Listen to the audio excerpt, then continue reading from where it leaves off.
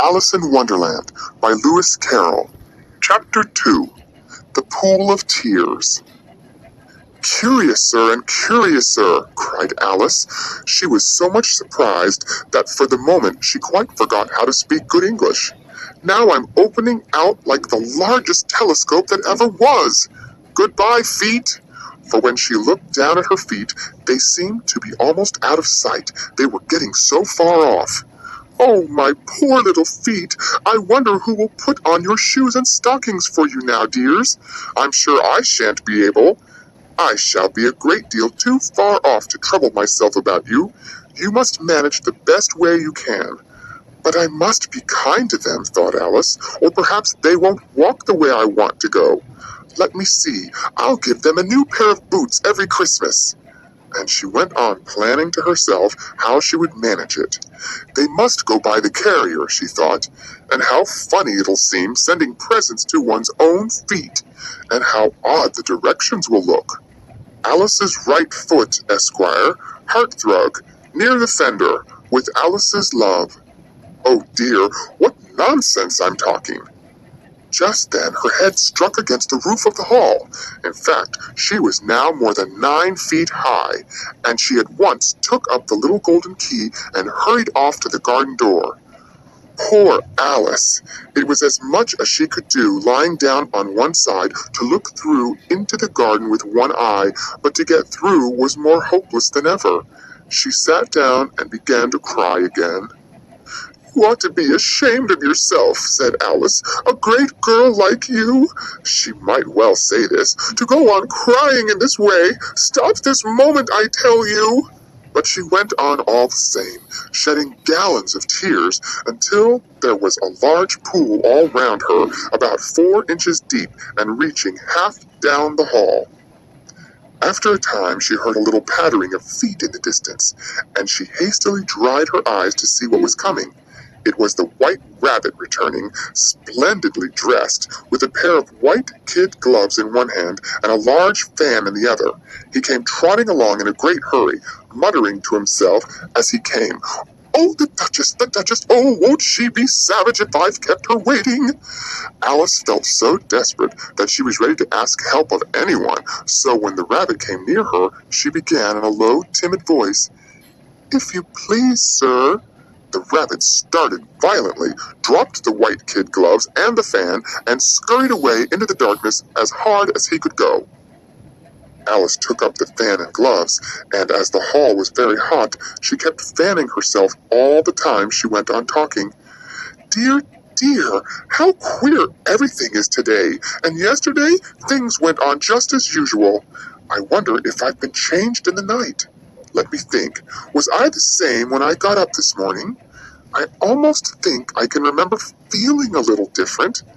But if I'm not the same, the next question is, who in the world am I? Ah, that's the great puzzle." And she began thinking over all the children she knew that were of the same age as herself, to see if she could have been changed for any of them. "I'm sure I'm not Ada," she said, "for her hair goes in such long ringlets, and mine doesn't go in ringlets at all. And I'm sure I can't be Mabel, for I know all sorts of things, and she knows such a very little. Besides, she's she, and I'm I, and oh dear, how puzzling it all is. I'll try if I know all the things I used to know. Let me see. 4 times 5 is 12, and 4 times 6 is 13, and 4 times 7 is...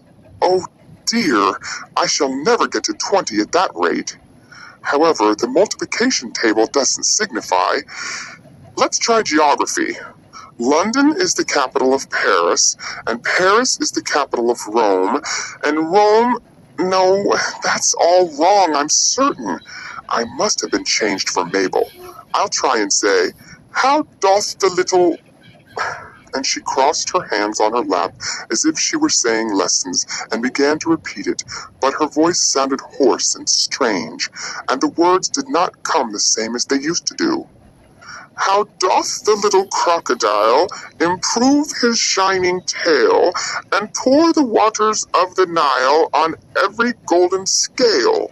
How cheerfully he seems to grin, how neatly spread his claws, and welcome little fishies in with gently smiling jaws." "I'm sure those are not the right words," said poor Alice, and her eyes filled with tears again as she went on. "I must be Mabel after all, and I shall have to go and live in that poky little house, and have next to no toys to play with, and oh, ever so many lessons to learn. No, I've made up my mind about it. If I'm Mabel, I'll stay down here. It'll be no use their putting their heads down and saying, 'Come up again, dear.' I shall only look up and say, 'Who am I then? Tell me that first, and then, if I like being that person, I'll come up. If not, I'll stay down here till I'm somebody else. But oh dear," cried Alice with a sudden burst of tears, "I do wish they would put their heads down. I am so very tired of being all alone here." As she said this, she looked down at her hands, and was surprised to see that she had put on one of the rabbit's little white kid gloves while she was talking. "How can I have done that?" she thought.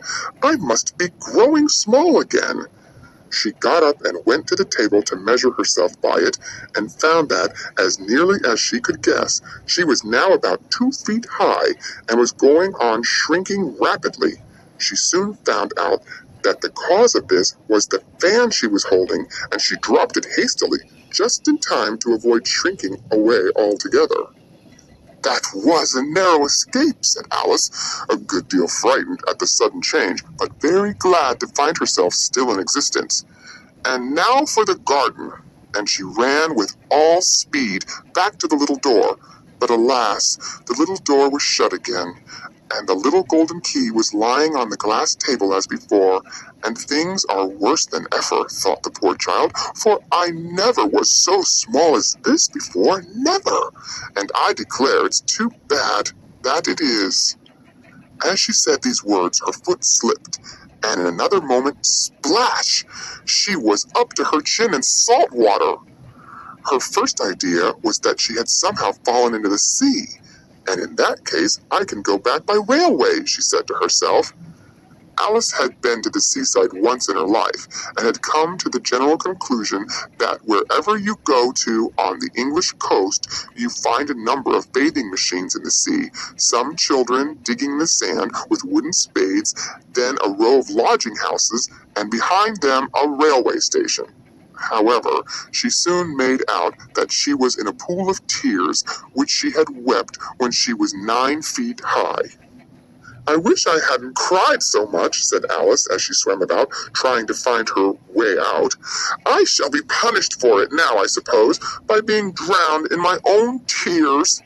That will be a queer thing, to be sure. However, everything is queer today." Just then she heard something splashing about in the pool a little way off, and she swam nearer to make out what it was.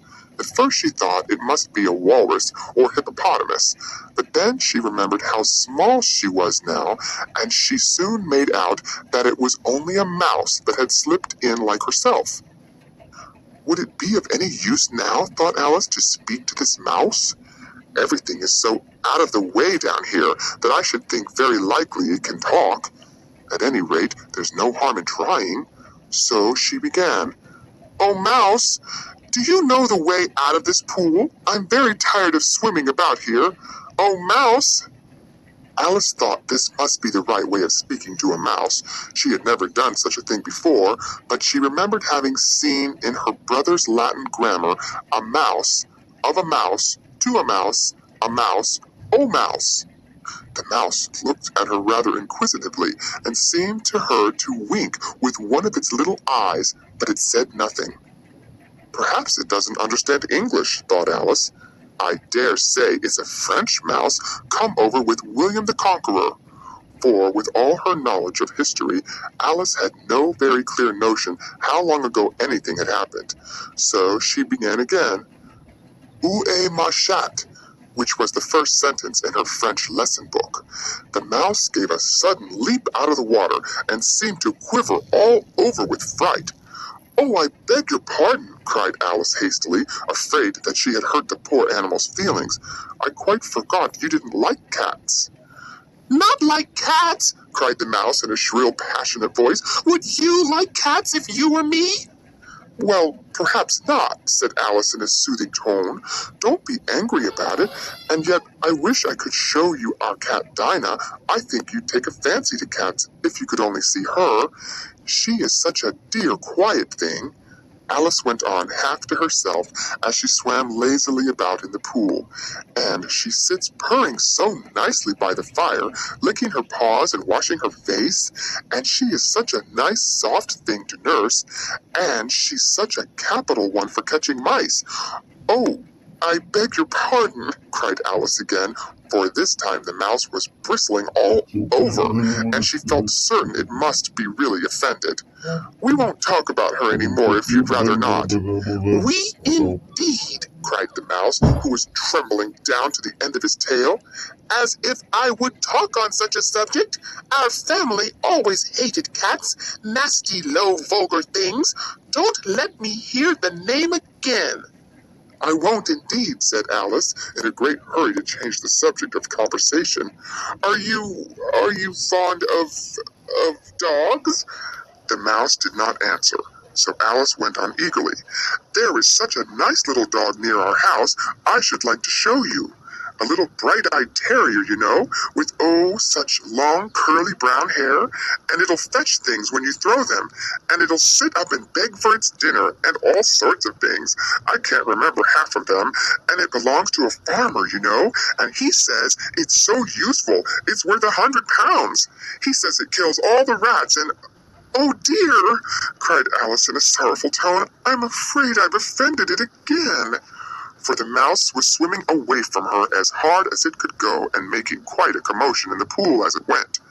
So she called softly after it, "Mouse dear, do come back again, and we won't talk about cats or dogs either if you don't like them." When the mouse heard this, it turned round and swam slowly back to her. Its face was quite pale with passion, Alice thought, and it said in a low, trembling voice, "Let us get to the shore, and then I'll tell you my history, and you'll understand why it is I hate cats and dogs." It was high time to go, for the pool was getting quite crowded with the birds and animals that had fallen into it. There were a duck and a dodo, a lory and an eaglet, and several other curious creatures. Alice led the way, and the whole party swam to the shore.